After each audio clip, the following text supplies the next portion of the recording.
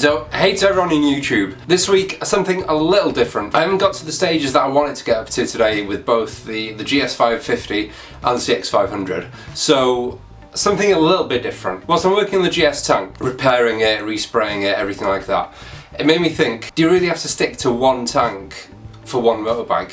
No, you don't. You could put, in theory, whatever tank you want to put on whatever bike. Of course, some tanks are going to give you an absolute nightmare. You're going to have to shorten tanks, make tanks longer, all sorts to get them to fit the frame. But the theory goes, you can technically make any tank fit any bike. So it made me think, what are my own top 5 tanks that I'd love to put on a bike if I could?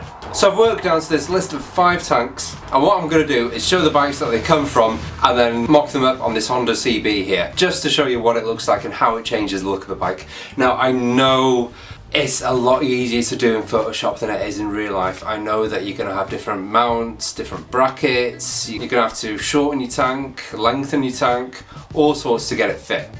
So this is purely just to show how a tank can change the physical appearance of a bike, nothing more than that. I'm not saying you can stick a BMW K100 tank on a Honda CB straight off. It just goes to show you that the possibilities of building a bike are limitless, and deeper down the rabbit hole you want to go, the better your bike's going to look, the more original it's going to look.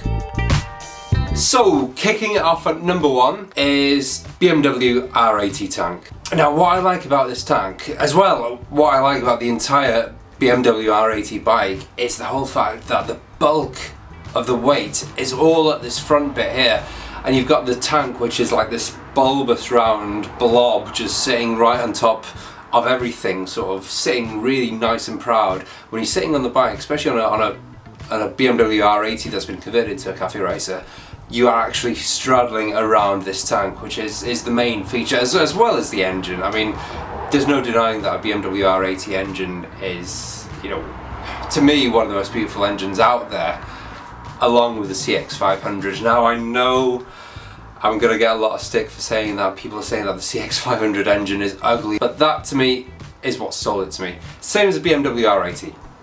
But let's go back to the tank. Like I said, it's this nice blob, this round bulbous blob, and on each side you've got these little indents, just sort of knee dents that you can hug around the tank. Now, of course, any colour scheme that you use with this tank is going to look phenomenal anyway, whether you decide to do a flat colour, stripes going across, stripes going horizontally. That shape is undeniably R80.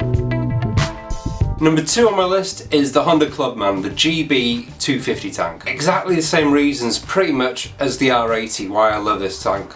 It's got a bit of that GT look about it. It's not your plain CB tank or your plain GS tank that is just there. There's some thought gone into this tank. But what makes this tank really nice is the fact that it's got this forward motion on it. So if you look from the very back of the tank where you're sitting, it slopes up to the front and then round at the front. It comes round, and then the knee dents at the side are also angled a little bit forward, almost like forward slashes, and that gives it that look that it is going in a forward motion, and this tank will accentuate that on your bike. It'll give your bike that GT look that it's in a forward motion. So if you want a bike to look fast, this is the tank for you.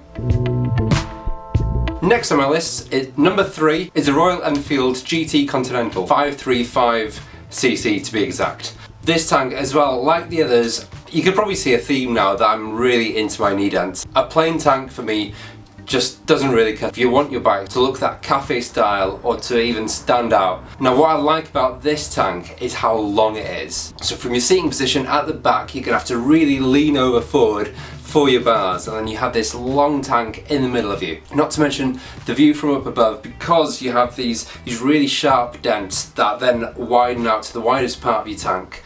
Looking at it from above down from your seating position is going to make that experience of riding your bike even better. Now, of course, it's just as a standard red here with the Royal Enfield badge on the side, but you can do whatever you want with the colour schemes. You can actually carry on from those knee dents and carry on with stripes at the side if you want to sort of accentuate that pattern even more. When you're looking at this tank in different lighting, those knee dents really stand out, and that is what does it for me.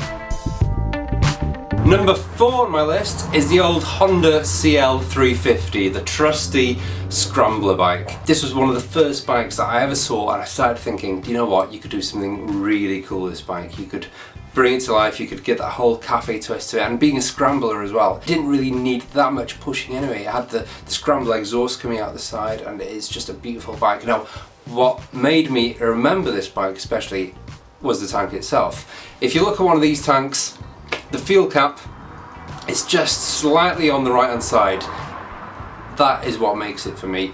The tank, quite similar to the CB, but we've got the CB filler cap right dead center. The CL just pushes it that little bit extra, and that gives it that edge that you need on your build. And of course the mechanism to open the cap, you know, you've got this little flap and everything, also adds to it. But for me, this tank had to be in there purely because of this design style. So, last on my list, but not least by any means, number 5 is the BMW K100. Now, I know we've had a BMW before, in fact we've had 2 Hondas, so why not add 2 BMWs onto the list? BMW, when it comes to style and design, they get it right. For me, they get it right, especially these older bikes, the engines and the tanks. This tank is completely different to any other that we've discussed in this video. It's got that angular feel to it. You can do whatever you want. You can make it into a street fighter, you could keep it as a scrambler, you could do it a cafe racer. The options that you have with this tank are limitless. Colour schemes, you can do whatever you want. I've seen people draw with them on fine liners, creating these radical polymer patterns and everything. And as well, different to all these other tanks, the bottom is not straight.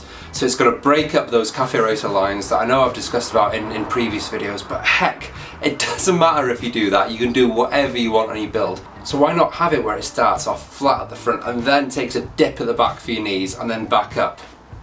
It's honestly up to you, whatever you do. Your viewpoint from above, from your seeing position, looking down at this tank, is going to be a joy. It's going to be different to any of these other 4 tanks I've discussed. Different shades and different lighting. Again, this tank has it all. You can do so much with it, which is why I had to put it in my top 5. So I hope you've enjoyed my personal top 5 tanks. I know it's probably not the most interesting subject out there, but that's the beauty with cafe racers. It just takes that little bit of detail to make your bike stand out. So if you're working on a project right now, if you're thinking about starting a project, take tanks into consideration, as well as engine style and frame style. Take your tank into consideration. It's probably something I'm going to do on my next build. I know that I've stuck with standard tanks on both my builds, but for the next one, heck, why not mix it up a bit? Why not make it that little bit more interesting? So as usual, please put your favourite tank down in the comment section below. I'd love to hear what they are. Next week, hopefully the GS550 is going to come back on YouTube. I'm having a right nightmare with this paint scheme, and that's all down to rubbish airgun. So I've got a decent, well, a half decent airgun on its way, should be delivered tomorrow. So that's going to be my weekend job, is to finish the tank and the colour scheme and get that going. We're not far now. And as well with the CX, a bit more frame modification next week. Gonna get all that sorted, ready for the powder coaters. So that's seriously moving at a quick pace as well. So as usual, subscribe if you want to see either of those bikes, and I'll catch you next week.